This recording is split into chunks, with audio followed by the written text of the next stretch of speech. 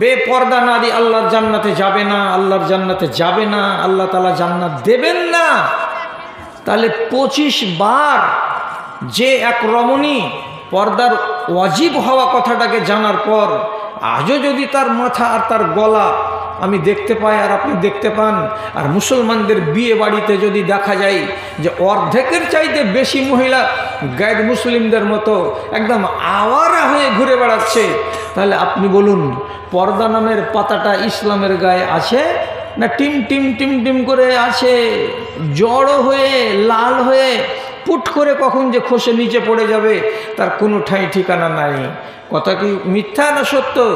আপনি শুনেছেন মদ খাওয়া হারাম, কবার জীবনে কয়বার শুনেছেন? অন্ততপক্ষে 30 বার শুনেছেন।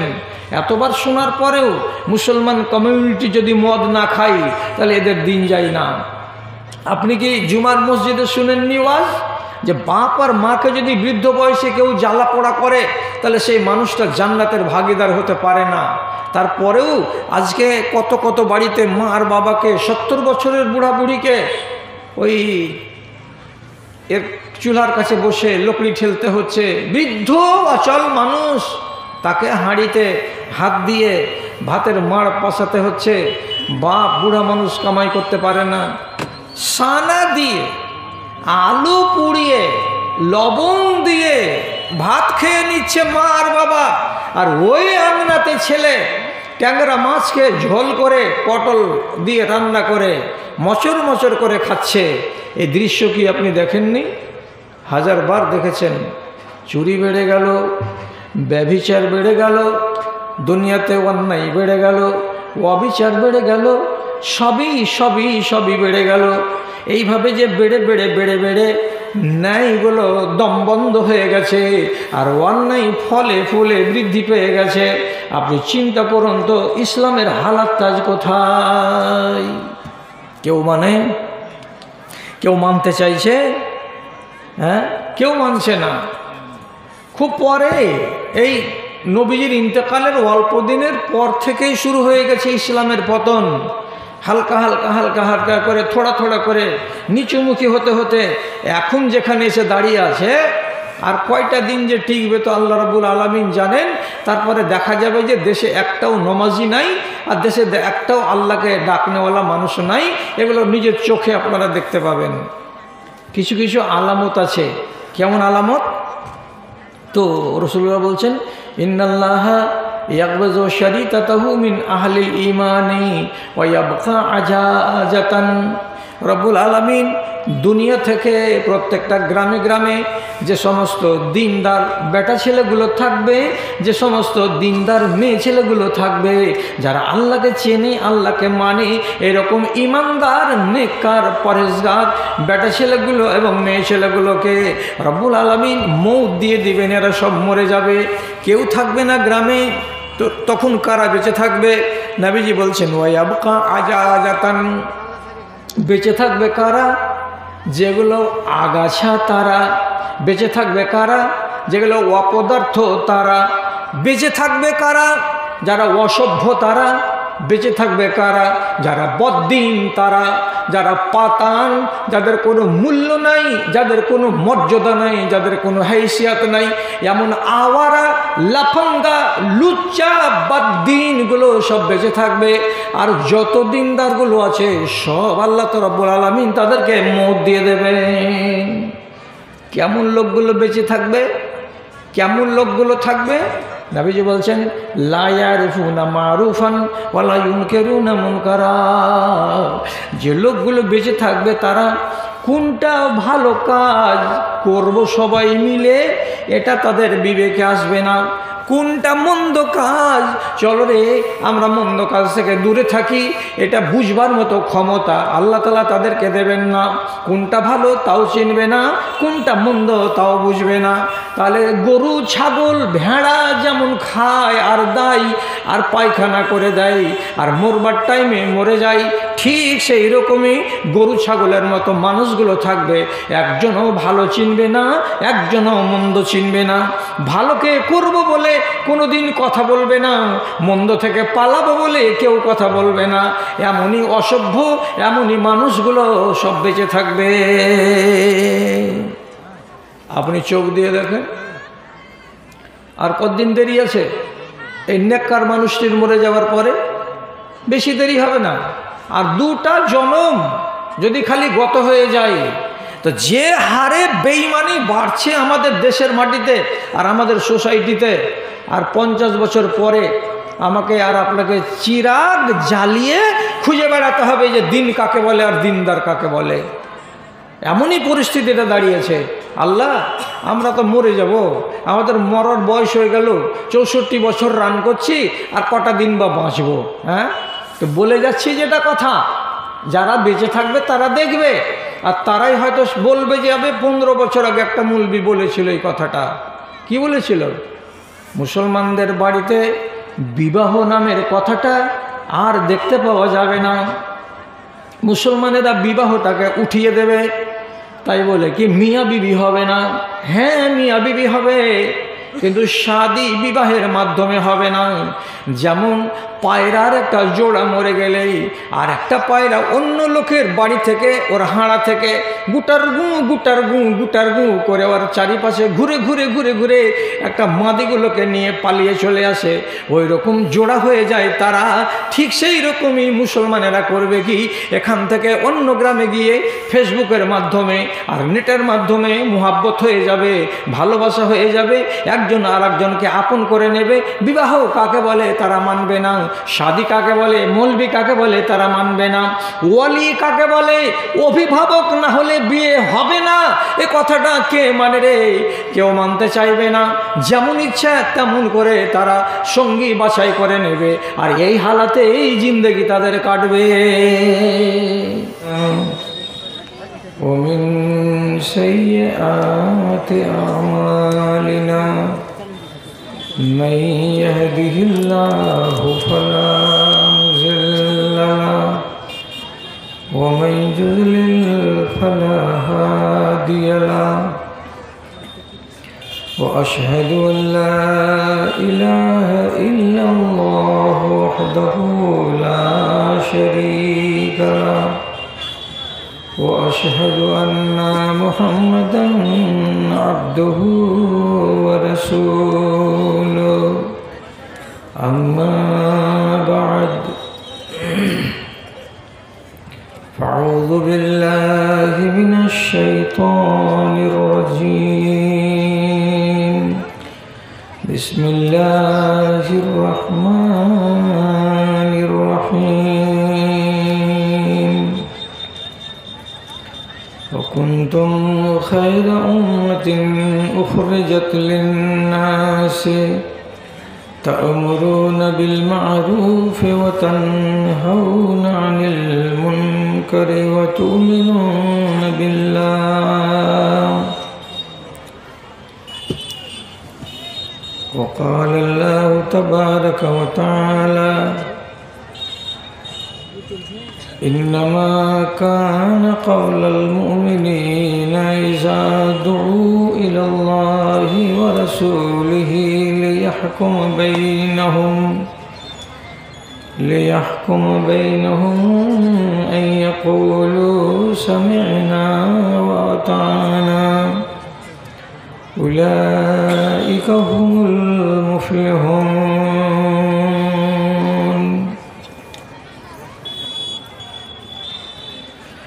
সকলের দাতা তুমি ওগো দয়াময়, এতটুকু কৃপা যেন মোর প্রতি হয়। আমি হীন গুনাহগার অতি অসহায়, চলিতে বলিতে কত ভুল ত্রুটি হয়। সেসবের খতিয়ান নিও না কো তুমি, এইটুকু করুণা চাই শুধু আমি, এর বেশি চাহিবার আর কিছু নাই। সকলের দাতা তুমি ওগো দয়াময়, সাধ্যের বাহিরে কোনো ঝামেলা দিও না, আপদে বিপদে মোরে কভু ফেলিও না, তুমি কভু ফেলিও না। দয়া করে সব গুনাহ মাফ করে দিও, রহম করিও মাওলা রহম করিও। তোমার দয়ায় যেন পার পেয়ে যাই, সকলের দাতা তুমি ওগো দয়াময়, এতটুকু কৃপা যেন মোর প্রতি হয়।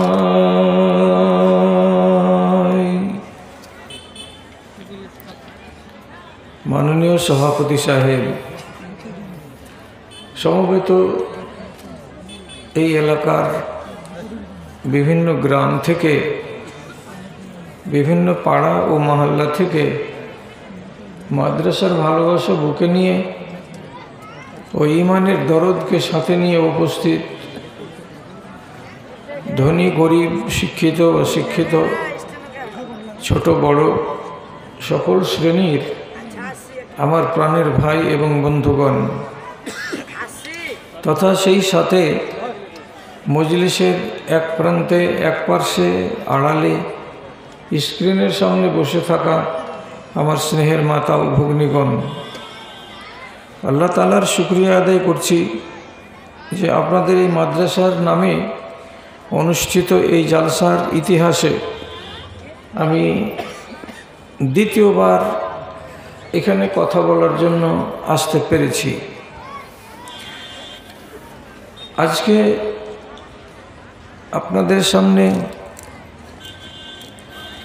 কিছু এমন কথাগুলো বলতে যাচ্ছি, যেই কথাগুলো হয়তো অন্যান্য জায়গায় বলেছি কি বলিনি খেয়ালে আমার আসে না অতটা। বলবো কেন? যেহেতু সারাটা বছর ধরে নেন এবং মাসের 30 দিনের মধ্যে 22 থেকে 24 দিনই বাইরে সফর করতে হয়, বহু রকমের মানুষের সাথে সাক্ষাৎ হয়, বহু ঘটনা চোখে দেখতে পাই, কানে শুনতে পাই, এবং এমন কিছু কথা, এমন কিছু ঘটনা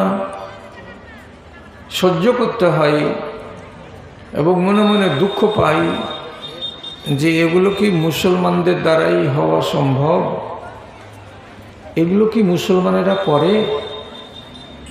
যাদের ভেতরে কোরআনের কথা, রাসূলুল্লাহর কথা জাগ্রত আছে, অথচ এরকম অসম্ভব অসম্ভব কাজগুলো তারা করে যাচ্ছে। বলবো আর কি, কথার দিকে একটু লক্ষ্য করুন।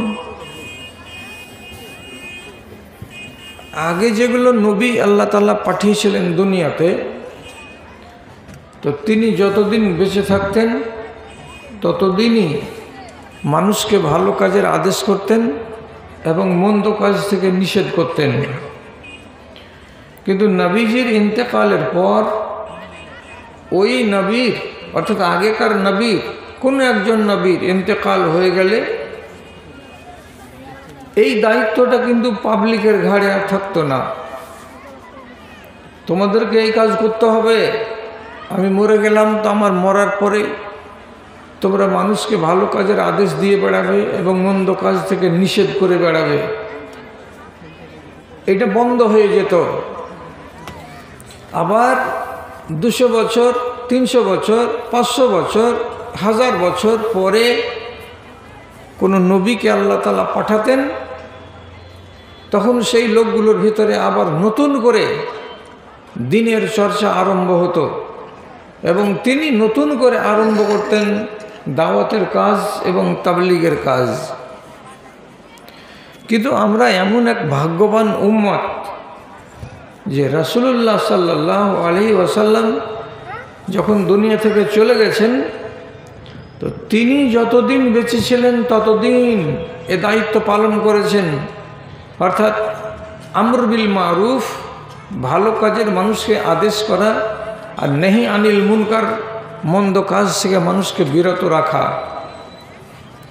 তিনি যখন বিদায় হয়ে গেলেন তখন উম্মতকে জানিয়ে দিয়ে গেলেন যে কথা আল্লাহ তাআলা জানালেন।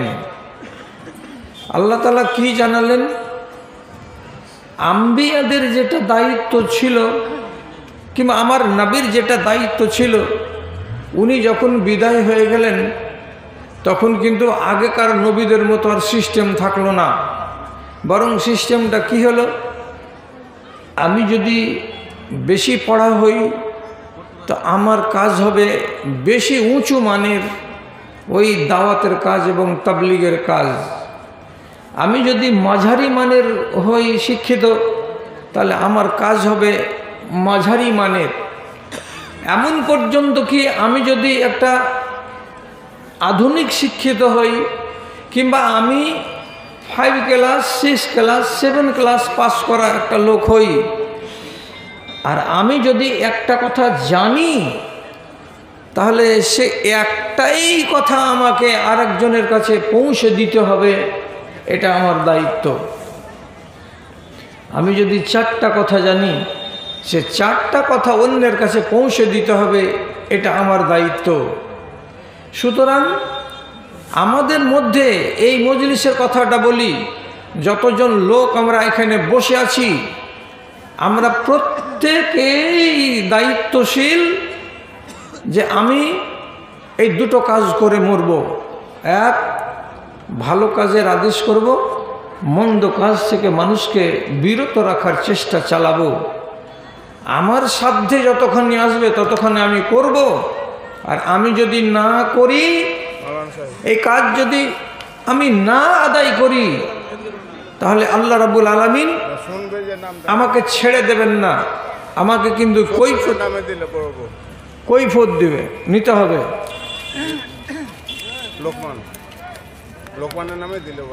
লোকমানের নামে, আচ্ছা ঠিক আছে, আমি স্মরণে রাখছি। এই জন্য আল্লাহ তাআলা বলছেন সমস্ত উম্মতের মধ্যে পৃথিবীর এই উম্মতে মুহাম্মাদীকে সর্বশ্রেষ্ঠ উম্মত বলে ঘোষণা করা হয়েছে। এর মতো শ্রেষ্ঠ উম্মত পৃথিবীতে আর কেউ নেই। বিশ্বাস হলো কি হলো না? আল্লাহ তাআলা কোরআন মাজিদে বলছেন, কুনতুম খায়রা উম্মাতিন উখরিজাত লিন-নাসি তা'মুরুনা বিল মা'রুফি ওয়া তানহাউনা 'আনিল মুনকারি ওয়া তু'মিনুনা বিল্লাহ। সর্বশ্রেষ্ঠ উম্মত হলো এই উম্মত। আল্লাহ তাআলা বলছেন, তোমাদেরকে সর্বোত্তম শ্রেষ্ঠ উম্মত করে আমি দুনিয়াতে পাঠিয়েছি। কেন? তোমাদের দায়িত্বে আছে এই দুটো কাজ, আমর বিল মারুফ করা এবং নাহি আনিল মুনকার করা। এই দুটো কাজের জন্যই আমরা পৃথিবীতে সর্বশ্রেষ্ঠ জাতি হতে পেরেছি।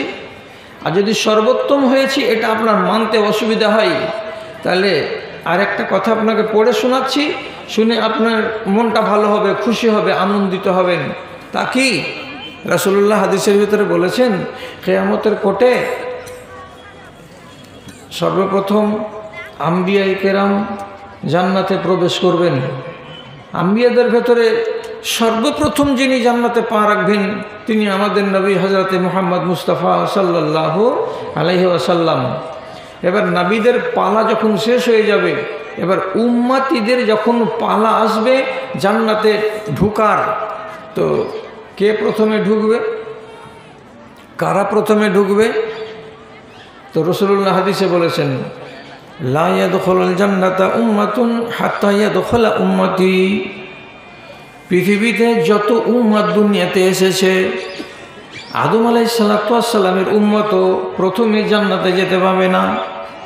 নূহ আলাইহিসসালামের উম্মতও যতই বেশি আমলের পাহাড় নিয়ে হাসরের ময়দানে যাক না কেন, তাকে আগে জান্নাতে যেতে দেওয়া হবে না। মূসা নবীর কোনো উম্মতকে আগে জান্নাতে যেতে দেওয়া হবে না। রাসূলুল্লাহ বলছেন, যতক্ষণ পর্যন্ত আমার উম্মতিরা জান্নাতে প্রবেশ না করে যাবে, ততক্ষণ পৃথিবীর কোনো উম্মতকে জান্নাতে প্রবেশ করার সুযোগ দেওয়া হবে না। কি বোঝা গেল? উত্তম বোঝা যাচ্ছে যে আমার মতো উত্তম আর কেউ নেই। এর থেকে আর যদি বড় প্রমাণ চান, তো আর বড় প্রমাণ আপনাকে কি দিব? এবং এই উম্মতের ভেতরে সর্বশ্রেষ্ঠ ব্যক্তি যিনি সর্বপ্রথম আল্লাহর জান্নাতে পা রাখবেন, তিনি হচ্ছেন আবু বকর সিদ্দিক রাদিয়াল্লাহু তাআলা আনহু। আপনি শ্রেষ্ঠ হলেন কিসের জন্য? এ দুটো কাজ করার জন্য। চোখের সামনে যদি কোনো মুনকার দেখতে পাওয়া যায়, আপনাকে গর্জে উঠতে হবে। চোখের সামনে যদি আপনি মনে করেন যে এই লোকটাকে কিছু একটা ভালো কথা বলতে হবে, আপনাকে তখন সে কথাটা বলতে হবে, নেক কাজের আদেশ দিতে হবে, আর মন্দ কাজ থেকে তাকে আপনাকে রহিত করতে হবে, আটকাতে হবে, বাধা দিতে হবে। এই দুটো কাজের জন্যই তো আমরা হলাম এত ফজিলতওয়ালা লোক। এখন আমি আপনাদের কাছে খুব দুঃখের সাথে বলছি, মুসলমানরাকে এই কাজটার ব্যাপারে যতটা দেখতে পাওয়া যায় যে তবলিগ শুনে, ওয়াজ শুনে, নসিহত শুনে, পৃথিবীতে আর কোনো জাতি এত ওয়াজ শুনে যদি আপনার জানা থাকে তো সাহস করে কথা বলুন তো যে হ্যাঁ আছে এরকম জাতি, যারা ওয়াজ শুনে আর যারা বয়ান শুনে, যারা ধর্ম সম্বন্ধে জ্ঞান নেই আর জ্ঞানের কথা শ্রবণ করার সুযোগ পাই মুসলমানের চাইতে বেশি। আপনি বলতে পারবেন? না, পারবেন না। আমরা বেশি ওয়াজ শুনি কিসের? ধর্মের। কতটি ওয়াজ শুনেন? 52টি জুমার খুতবা আমরা সবাই শুনি বছরে। তাহলে এক একটা খুতবা আধ ঘন্টার হলে 26 ঘন্টা ওয়াজ আমরা শুনে রেখেছি একটা বছরে। এইরকম জালসাগুলো 3টা 4টা 5টা শুনি, তাহলে এখানেও 20 ঘন্টা জালসা শোনা আছে আমাদের আর আপনাদের, যেখানে এই একই কথা যে তোমরা এটা করো আর এটা করিও না, এটা ধরো এটা ধরিও না, এটা ছাড়ো এটা ছাড়িও না, এই কথাগুলোই বলা হচ্ছে। তো আপনি যখন থেকে মসজিদে পা দিতে শিখেছেন তখন থেকে নিয়ে আজকে আপনার বয়স 40, 45, 50 বছর হয়ে গেল, কতবার শুনেছেন এই ওয়াজ আর কতবার শুনেছেন এই আদেশ আর এই নিষেধ। তারপরে আপনি নিজে বলুন আমাদের ঈমানের অবস্থাটা কি, কেমন, কোন হালাতে আছে?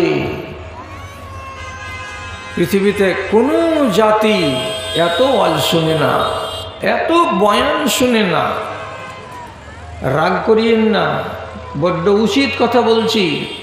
একজন খ্রিস্টান সমাজ বিজ্ঞানী এবং ঐতিহাসিক বার্নার্ড শখ করে কোরআন মাজিদ ইংরেজিতে পড়তে লাগলো। ইংরেজিতে পুরা কোরআন মাজিদটাকে পড়ে শেষ করে দিল। আলহামদুলিল্লাহ রাব্বিল আলামিন থেকে শুরু করে মিনাল জিন্নাতি ওয়ান নাস পর্যন্ত পড়ে নিয়ে একটা ইংরেজ, একটা খ্রিস্টান, সে নিজে মুসলমান নয়, সেই লোকটা কোরআন মাজিদকে পড়ে কি বুঝল? ওকে জিজ্ঞেস করা হলো যে আপনি যে কোরআন পড়লেন তো কি বুঝলেন? তো উনি জবাব দিয়েছিলেন, ইসলাম ইজ দ্য গ্রেট রিলিজিয়ান। পৃথিবীতে ইসলাম হচ্ছে একটা বিশাল বড় ধর্ম, এর মাহাত্ম্য, এর গুরুত্ব এক কথাই বোঝানো যাবে না।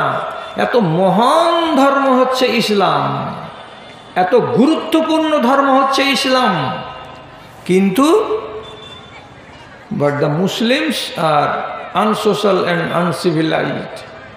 কিন্তু দুঃখের কথা বলছি, যারা এই কোরআন মাজিদকে পেয়েছে, কোরআন মাজিদের যারা ধারক, যারা বাহক, যারা মুসলমান, তারাই হলো বদনসিব, তারাই হলো অসভ্য, তারাই হলো বর্বর। কোরআন মাজিদ এত বিশাল কিতাব, আর দিন ইসলাম এত বিশাল ধর্ম, আর এই ধর্মকে যারা মানে তারা বলে যে আমরা মুসলমান, কিন্তু এদের মতো ছ্যাচ্চড়, আর এদের মতো চোট্টা, আর এদের মতো খায়েন, আর এদের মতো অভদ্র, এদের মতো অসভ্য আর দুনিয়াতে কেউ নাই। কেন নাই? এরা নিজেদের ধর্মকে নিজেরা বেইজ্জত করে, এরা নিজেদের ধর্মকে নিজেরা অপমান করে, অথচ এই রকম করে নিজের ধর্মকে অপমান করে পৃথিবীতে আর কোনো জাতি নেই, কোনো জাতি নেই। খ্রিস্টানও নেই, বৌদ্ধও নেই, জৈনও নেই, পার্সিয়ান নেই, কোনো ধর্মের লোক নিজের ধর্মকে বেইজ্জত করে না। মুসলমানেরাই নিজের ধর্মকে বেইজ্জত করে। আপনি অস্বীকার করছেন যে হ্যাঁ এ কথাটা উনি ভুল বলেছেন? অস্বীকার করিয়েন না। এত ওয়াজ শোনার পরে আমাদের ঈমান তলানিতে কেন? মনে মনে দুঃখ পাই, কিন্তু দুঃখ পেতে পেতে আবার যখন রাসূলুল্লাহর ফরমান মাথার সামনে, চোখের সামনে ভেসে উঠে, তখন মনে মনে তাসাল্লি পাই। রাসূল তো আগেই বলে গেছেন এসব কথা, তাহলে আমার দুঃখ করে লাভ কি? দেখুন, সভাপতি আছেন আমার নাতি বুখারীর ওস্তাদ।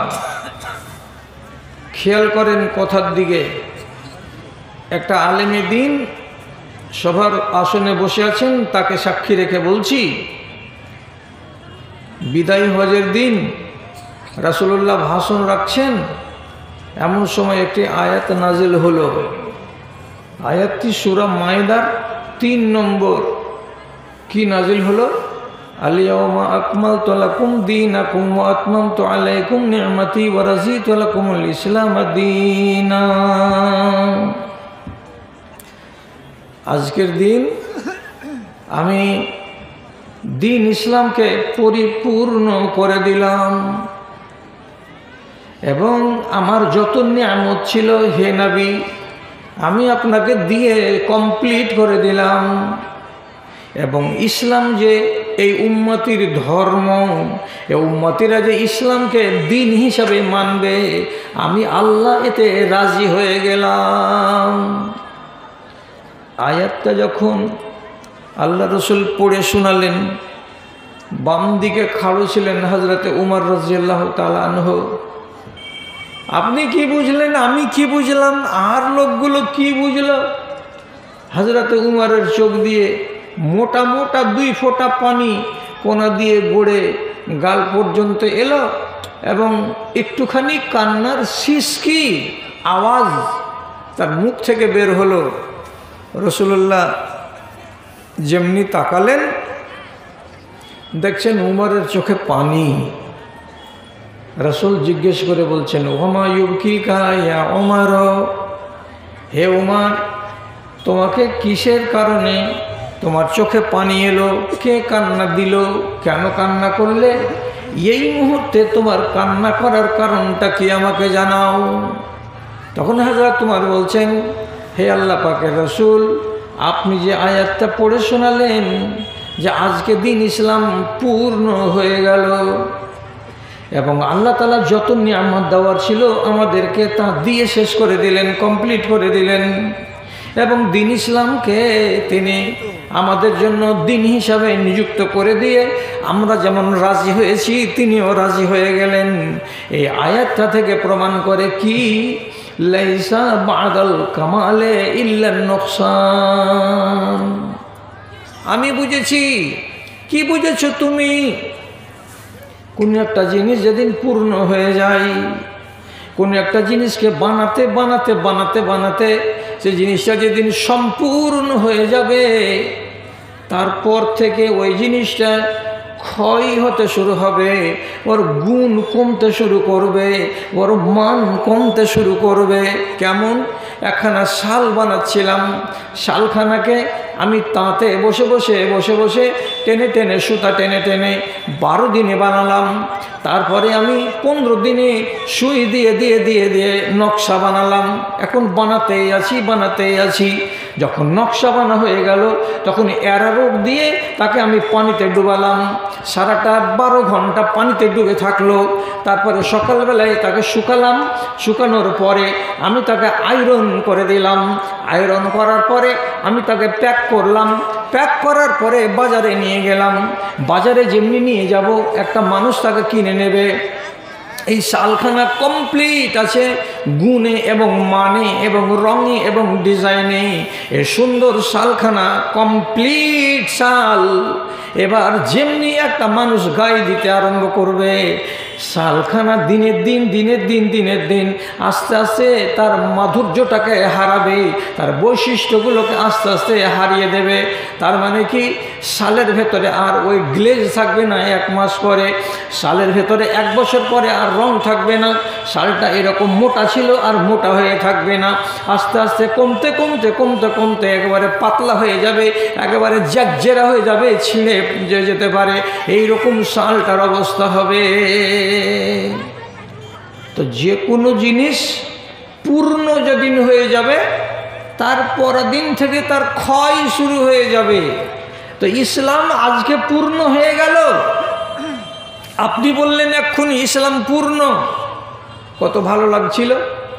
আজকে একটা হুকুম এলো, ইসলামের কাছে একটা পাতা এলো, আবার আরেকটা দিন একটা পাতা এলো, আরেকটা দিন একটা হুকুম এলো, তার একটা পাতা এলো।